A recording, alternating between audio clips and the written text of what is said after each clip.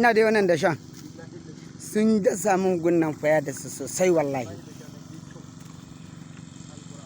Hannu sam a baki kake sha, buɗe bakin ka muga. Ai ina ce a baki ka sha,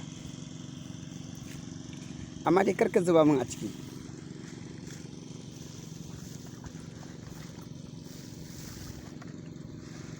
Haruna sannu.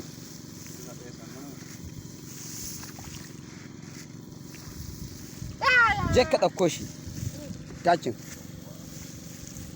Wallahi ya mana daidai da daidai ga daida. Wannan dama an zuba masu ya inda ya rage shi ma daga bego daga nan zuwa can.